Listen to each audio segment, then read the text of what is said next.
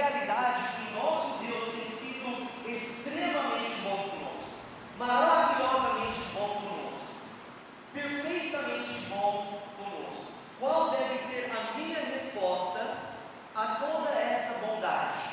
Diante da bondade de Deus, como que eu devo viver a minha vida?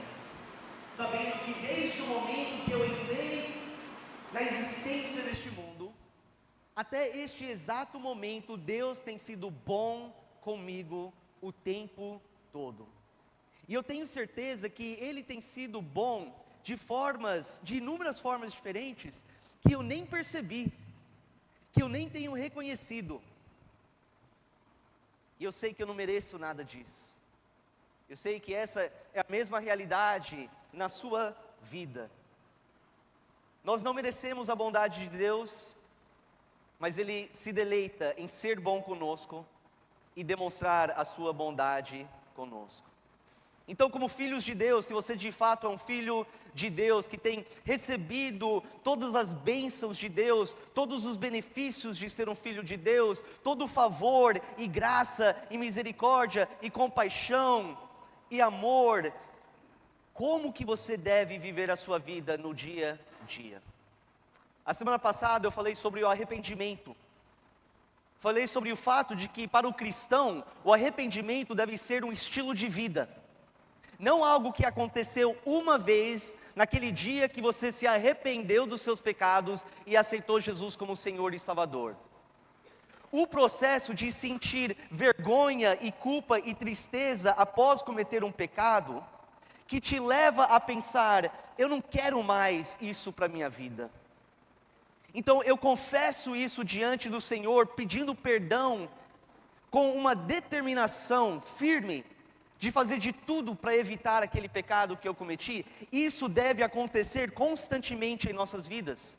Deve ser um estilo de vida, diante da bondade de Deus.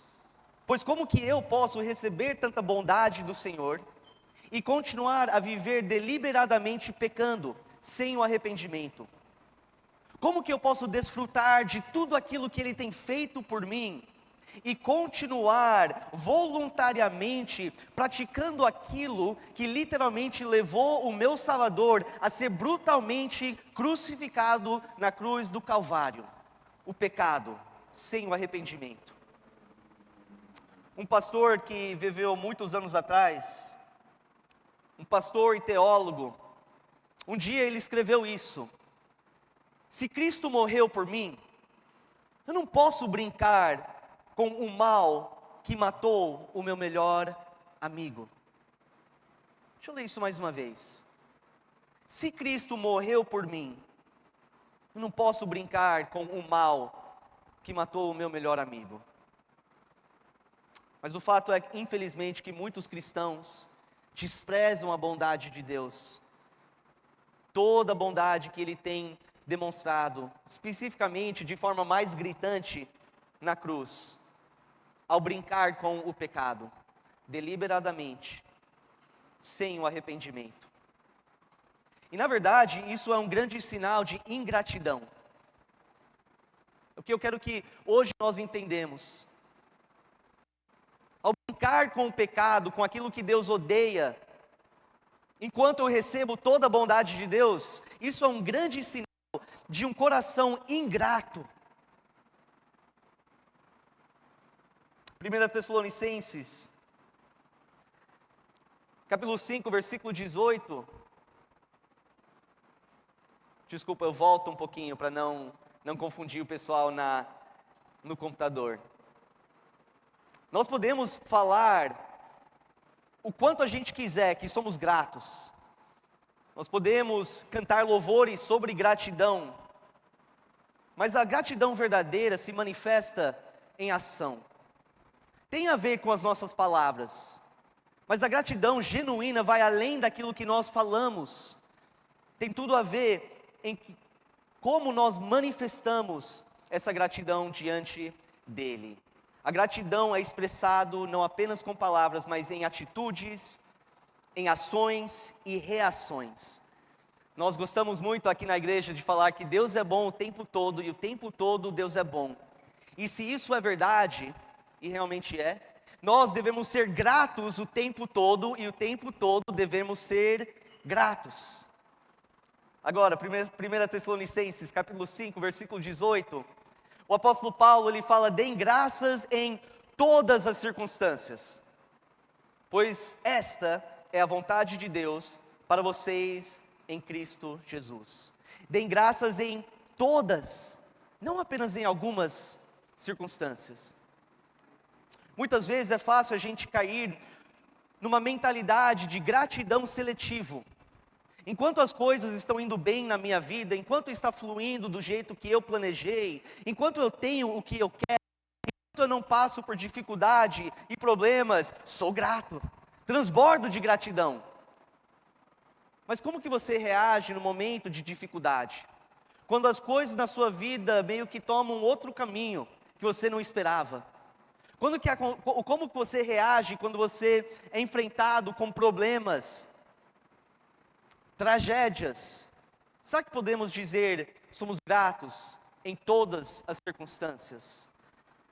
Muitos acabam sendo gratos nos tempos bons e ingratos nos tempos ruins e difíceis. Irmãos, não podemos viver dessa forma, muito pelo contrário. Diante da bondade de Deus, devemos viver em constante gratidão. E é disso que eu quero falar com vocês hoje à noite. O significado da palavra gratidão é simples. No dicionário que nós temos hoje, significa ação de reconhecer ou prestar reconhecimento a alguém por uma ação e o benefício recebido. Ação de reconhecer e prestar reconhecimento a alguém por aquilo que essa pessoa tem feito por você.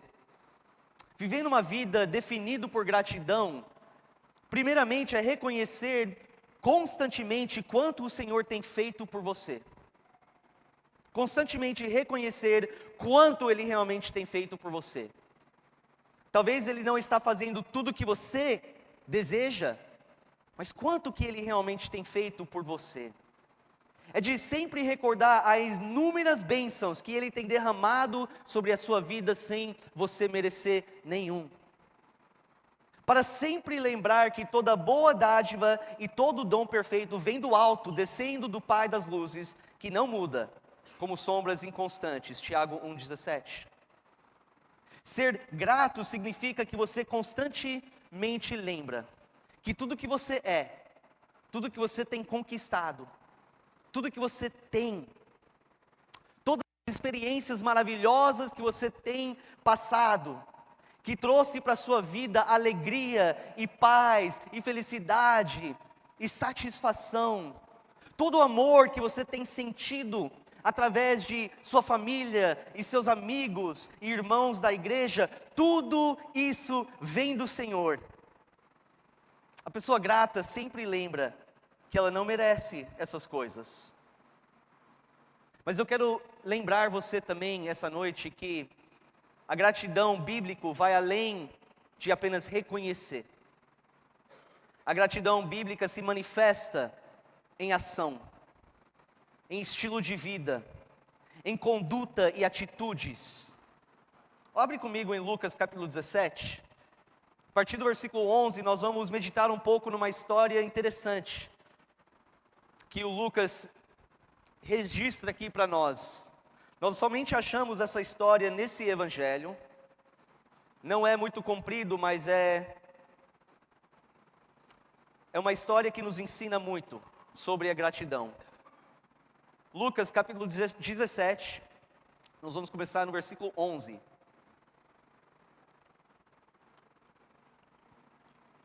Enquanto os irmãos vão abrindo, te dar um pouquinho de contexto aqui. Jesus, neste momento do ministério, estava viajando para diversas cidades, diversas regiões, pregando sobre o reino do Senhor, declarando: arrependam-se, pois o reino dos céus está próximo. E aí ele chega nesse versículo, a caminho de Jerusalém. Jesus passou pela divisa entre Samaria e Galileia.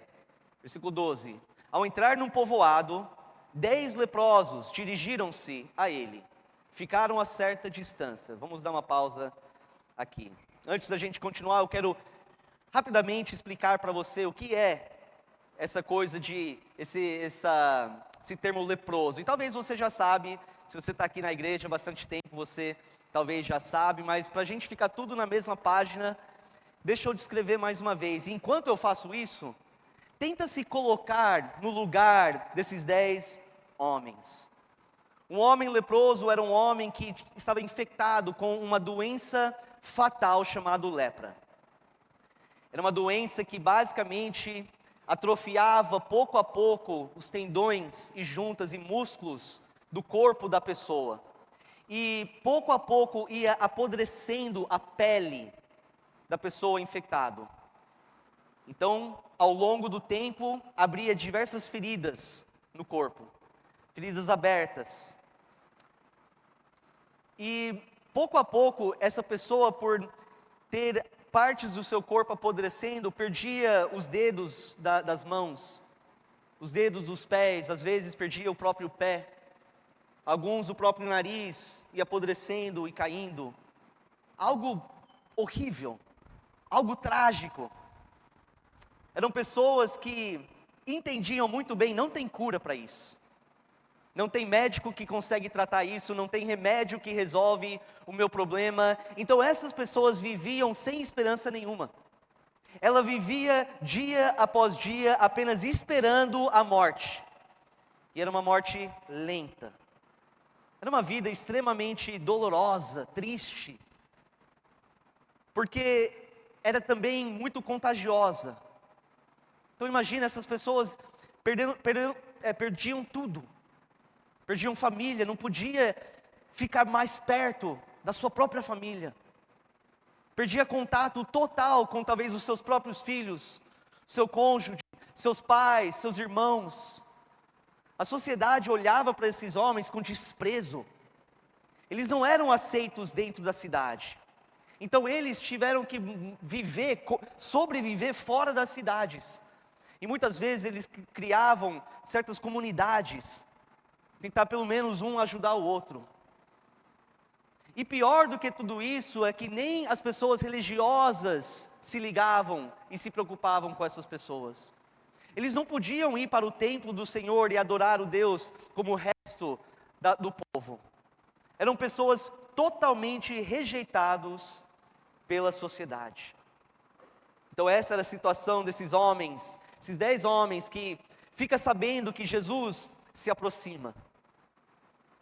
E ao ouvir que ele estava próximo, eles correm até ele, mas por causa da doença eles ficam a uma certa distância. E no versículo 13 eles gritam em alta voz: Jesus, mestre, tem piedade de nós. Agora, aparentemente, a fama de Jesus já tinha espalhado de tal forma que chegou até essa comunidade de leprosos. Aparentemente eles já tinham ouvido também sobre o poder que Jesus tinha para curar, sobre o fato que Jesus era tão bondoso que ele curava pessoas como eles, que ele se preocupava com pessoas como eles. E agora era a chance deles de tentar obter um pouco dessa bondade que os outros já tinham experimentado. E eles gritam, talvez desesperadamente: Senhor, Jesus, mestre, tenha piedade de nós. Versículo 14, ao vê-los, ele disse: vão mostrar-se aos sacerdotes. Vamos também dar uma pausa aqui. Por que Jesus fala isso? Vão mostrar-se aos sacerdotes.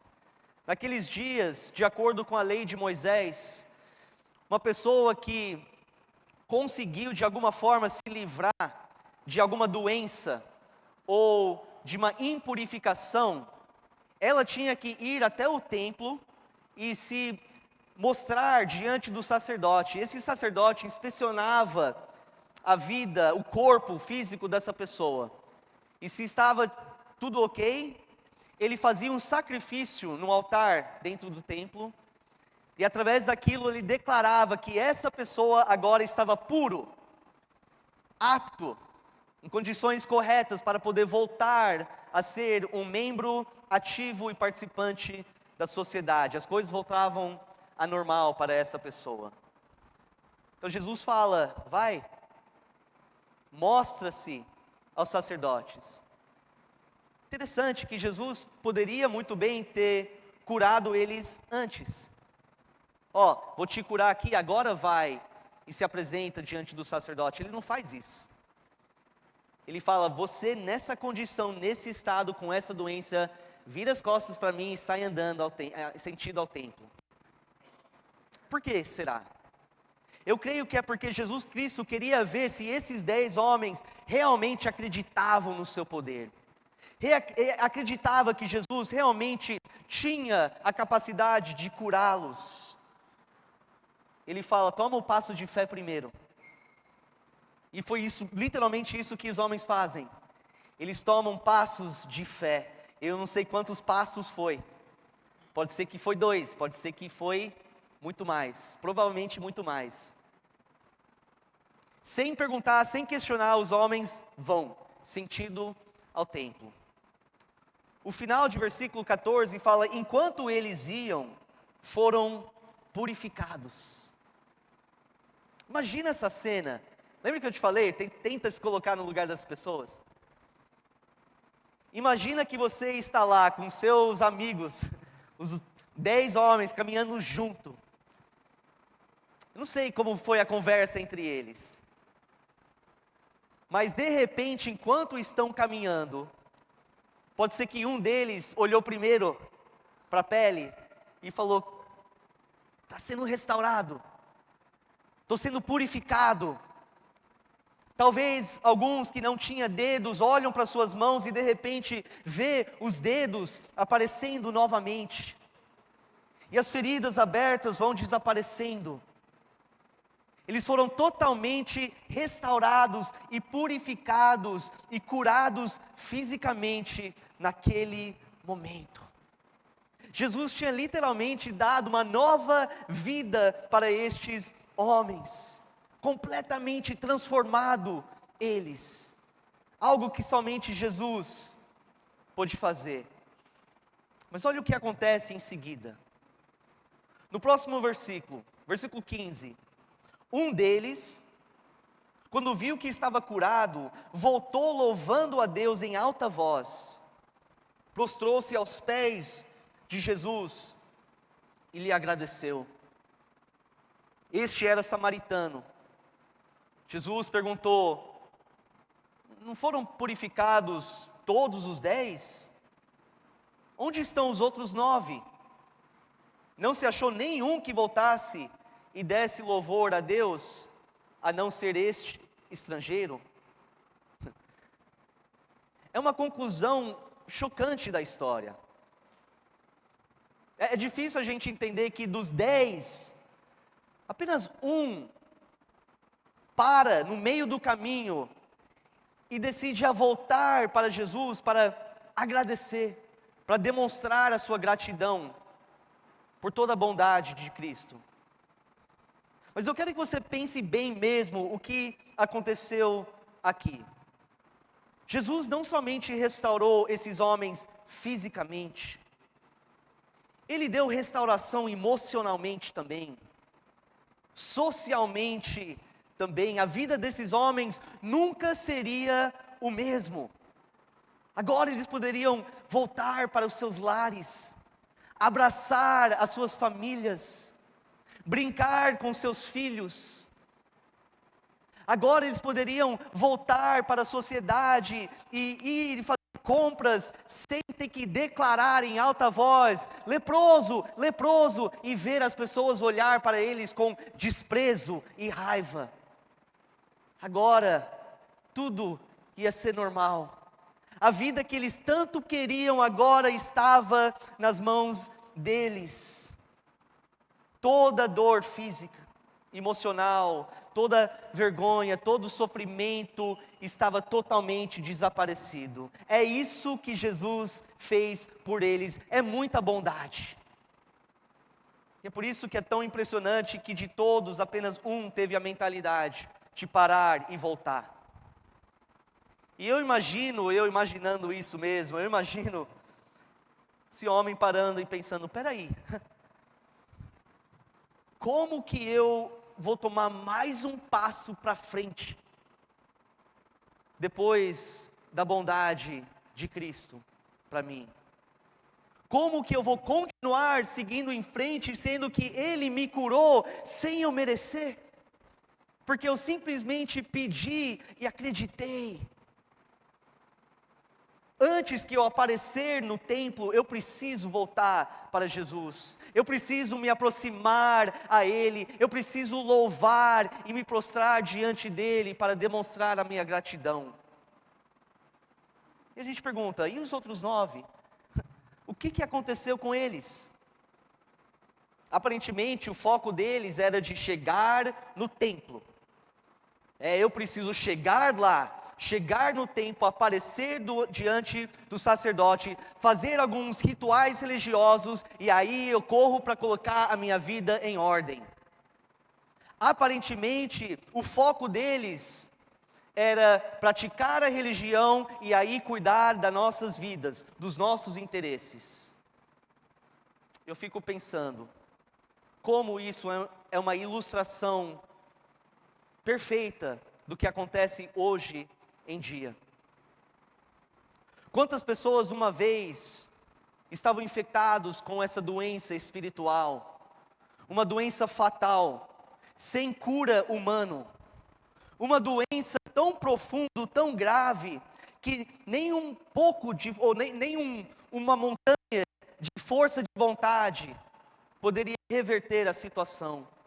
Nenhuma quantidade infinita de boas obras poderia reverter e resolver a situação dessa doença espiritual.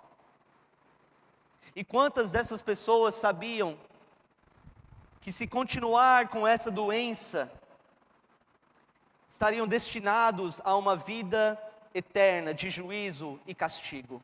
Mas de repente, um dia eles ouviram desse Jesus.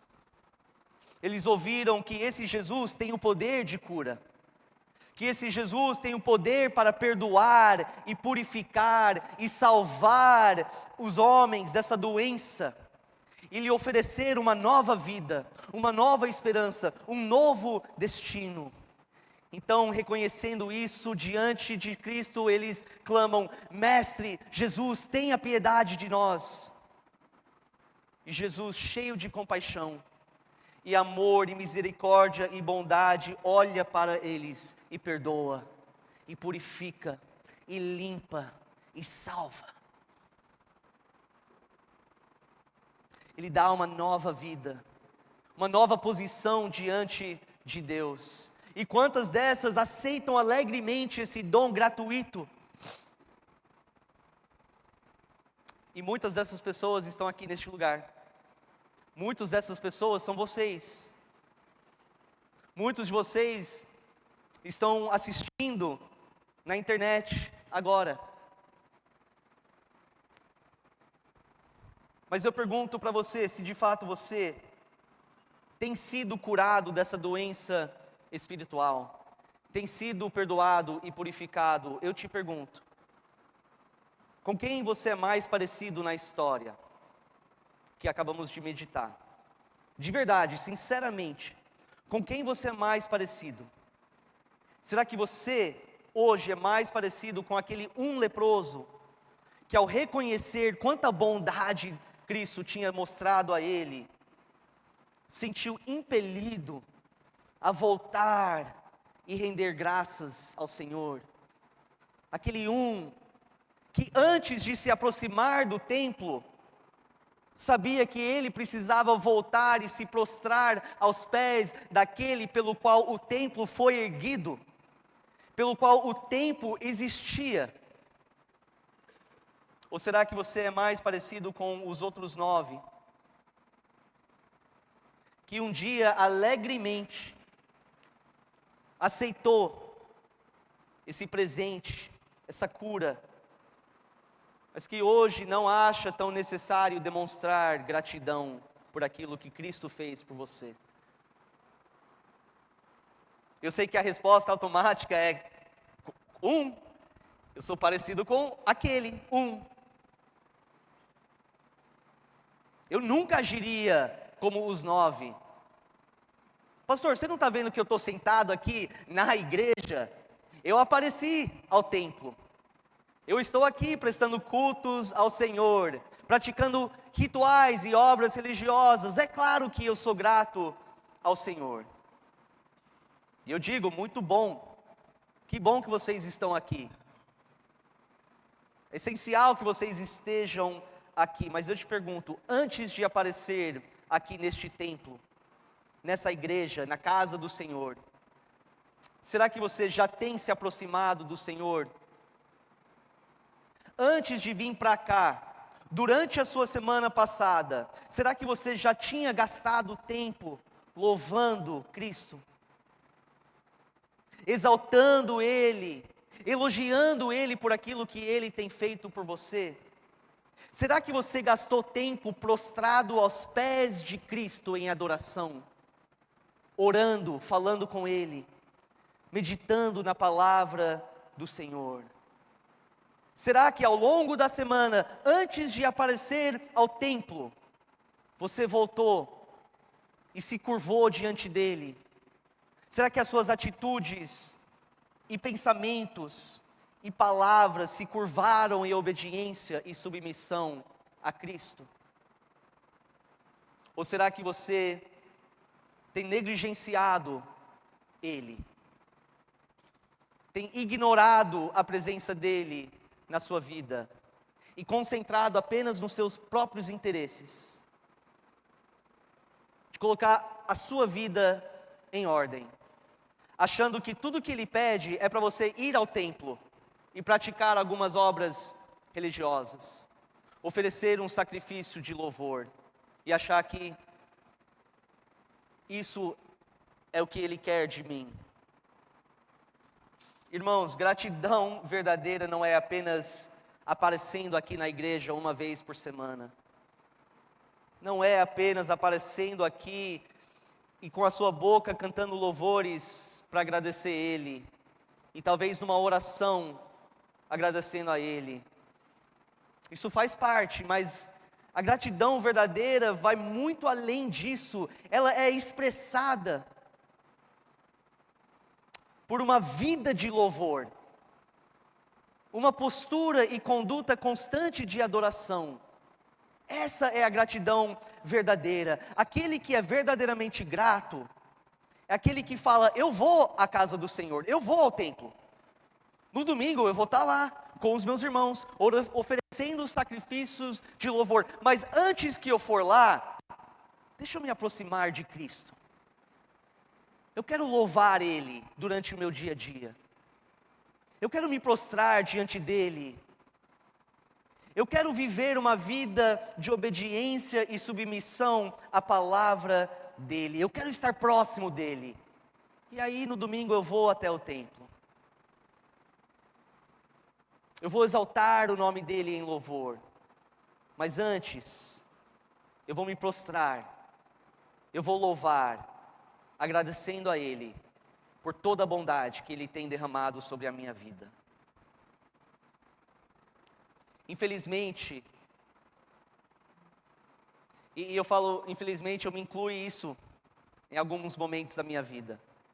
Infelizmente, muitos de nós vivemos mais como os 9, que seguem em frente com a vida de forma ingrata. E isso é provado pelo estilo de vida. Jamais as pessoas falariam: não sou grato ao Senhor. Mas a sua vida, a sua conduta, a sua postura no dia a dia prova que tem um coração muitas vezes ingrato. Quando escolhem a viver no pecado sem o arrependimento. Quando tem uma falta de dedicação ao Senhor e à igreja do Senhor. Quando tem um desinteresse em crescer espiritualmente e se aprofundar no conhecimento da palavra de Deus. Quando é indiferente em relação ao tempo gasto no dia a dia com o seu mestre. A falta de gratidão é visto muitas vezes através das decisões que a pessoa toma no dia a dia. em como ela gasta o seu tempo, o seu dinheiro, recursos. Muitas vezes é visto nas suas atitudes, nas coisas que saem da boca, no jeito que reclamam e murmuram sobre aquilo que não tem, sobre aquilo que está faltando, sobre aquilo que não está dando certo, sobre aquilo que aquela pessoa fez, sobre aquilo que aquela pessoa não fez, sobre os defeitos dos irmãos da igreja, sobre o fato que o culto não acontece do jeito que eu quero. Tudo isso é sinal de gratidão. Ao invés de reconhecer toda a bondade, o foco é no que não está dando certo. E eu pergunto para você, será que há um coração, um sinal pelo menos de um coração ingrato em você? Será que ao invés de reconhecer tudo que o Senhor tem feito por você, você só enxerga o lado negativo? Muitas pessoas hoje, muitas mesmo, orem muito ao Senhor: Senhor, eu quero um emprego, me dá um emprego por favor, Senhor, dá esse emprego. Em vez de ser grato, rapidamente já começa a reclamar sobre o colega do lado, sobre o chefe. Quer uma igreja boa, vem, é grato, mas começa a identificar as coisas que não são perfeitas e começa a reclamar. Quer um cônjuge, Senhor, manda alguém para que eu possa casar, e logo em seguida reclama sobre os defeitos da pessoa constantemente. É fácil a gente apontar o dedo para esses 9 leprosos.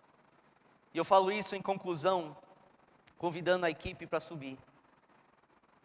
Mas antes da gente apontar o dedo para esses 9 homens, devemos apontar o dedo para nós mesmos. E sinceramente, nos perguntar: será que há em mim um coração ingrato? Será que diante de toda a bondade de Deus, eu vivo uma vida distante dEle? Eu vivo uma vida indiferente com as coisas dEle? Eu vivo uma vida seguindo apenas os meus propósitos e os meus interesses, e não os propósitos e interesses dEle? Será que eu vivo uma vida apenas vindo para a igreja, aparecendo ao templo, fazendo alguns atos religiosos e achando que é tudo isso que Ele quer de mim? Será que há em você um coração ingrato, ou um coração realmente grato diante da bondade dEle? Se pergunta: como têm sido as minhas atitudes recentemente? Como têm sido as minhas decisões? As palavras que têm saído da minha boca? Será que o meu comportamento, a minha conduta no dia a dia prova que eu realmente sou grato por aquilo que Ele fez por mim? Será que eu tenho me dedicado a estar próximo dEle, rendido aos pés dEle, em submissão e obediência? Irmãos, como que podemos receber tão grande bondade do nosso Deus, e muitas vezes agir e pensar e falar de forma ingrata? Que nessa noite o Senhor possa tocar o seu coração, sondar o seu coração, revelar para você se há alguns sinais, algumas evidências, algumas áreas que mostra uma ingratidão. E se você realmente reconhece a bondade dEle, no momento exato que você reconhece, isso deve te levar ao arrependimento e falar: eu não quero viver dessa forma. O Senhor tem sido bom demais e continua sendo bom demais para eu continuar vivendo dessa maneira. Então, neste momento nós vamos cantar o louvor. É o momento que você possa meditar sobre isso, refletir no seu coração sobre isso que vocês ouviram hoje. que no final das contas, possamos não somente dizer, mas viver aquilo que o salmista fala em Salmo 106, versículo 1. Aleluia, ou louve ao Senhor, deem graças ao Senhor, porque Ele é bom, o seu amor dura para sempre. Convido a igreja a se levantar neste momento. O altar está aberto como sempre, enquanto nós cantamos esse louvor. Fica à vontade, venha até a frente, ore, fale com o Senhor. Tem homens e mulheres aqui na frente que também gostaria de orar por você e com você. Não deixe o orgulho impedir você de fazer isso, se você sente mesmo. Não deixe o orgulho sussurrar no seu ouvido, falando, não, mas se eu for na frente, todo mundo vai achar que eu sou ingrato. Não, é entre você e Deus, sem julgamento. Se estiver mais confortável a fazer isso onde você estiver, faça. Mas que possamos ter um momento entre nós e o Senhor. E cante esse louvor, expressando a sua gratidão a Ele, diante de toda a bondade dEle.